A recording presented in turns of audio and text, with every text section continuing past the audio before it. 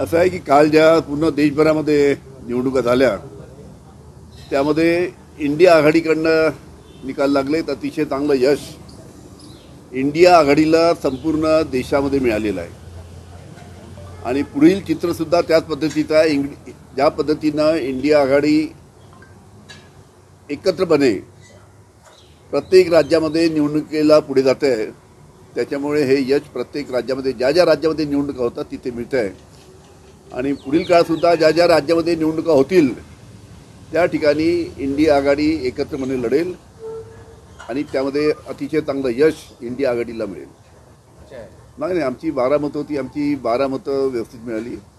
काँग्रेसची काही मतं फुटली आणि त्याचं आता काँग्रेसची जी मतं फुटली त्याचं विश्लेषण ते करत आहेत, कारण की ज्यांनी गद्दारी केली काँग्रेसबरोबर, ज्या आमदारांनी गद्दारी केली काँग्रेसबरोबर ते आयडेंटिफाय झालेले आहे आणि आयडेंटिफाय झाल्यामुळे त्यांच्यावर काँग्रेसच्या माध्यमातून कारवाई करण्यात येईल अशा पद्धतीचं वक्तव्य त्यांच्या नेत्यांनी केलं आहे।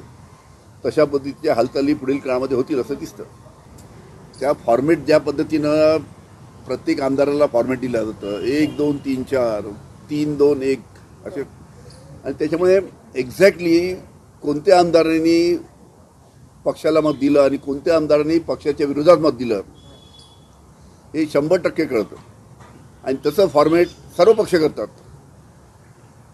त्याच्यामुळे आयडेंटिफाय होतं, माहीत पडतं की कोणत्या आमदारांनी पक्षाला मत दिलं नाही, त्याच्यामुळे ते आमदार त्यांची ओळख पटलेली आहे आणि काँग्रेसच्या माध्यमातून त्यांच्यावर कारवाई होईल नक्कीच असं दिसतं। जरांगे पाटील साहेब काय बोलले सर्वांना कल्पना आहे त्याची। राज्य सरकारच्या माध्यमातून ज्या पद्धतीनं मधात जो विधानसभेमध्ये गोंधळ घालण्यात आला विरोधकांनी, आपल्या सत्ताधारी पक्षांनी, की आम्ही मिटिंगला गेलो नाही अशा पद्धतीने त्यांनी प्रश्न उपस्थित केला होता। तिथे एक साधी गोष्ट आहे की आतापर्यंत वर्षभरापासून ज्या मराठा समाजाबरोबर किंवा जरांगे पाटलावर ज्या चर्चा झाल्या त्याच्यासाठी एकनाथजी शिंदे त्यांचे सहकारी तिथे त्यांना जाऊन भेटत होते।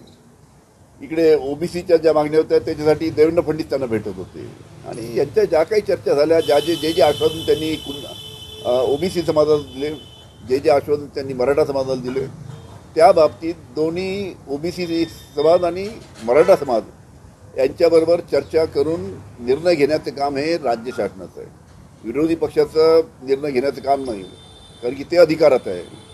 त्याच्यामुळे मराठा समाजाबरोबरही त्यांनी चर्चा केली पाहिजे आणि योग्य तो मार्ग काढला पाहिजे आणि ओबीसी समाजाबद्दलही त्यांनी चर्चा करून योग्य तो मार्ग काढला पाहिजे अशी माझी सत्ताधारी पक्षाला त्यांना विनंती आहे।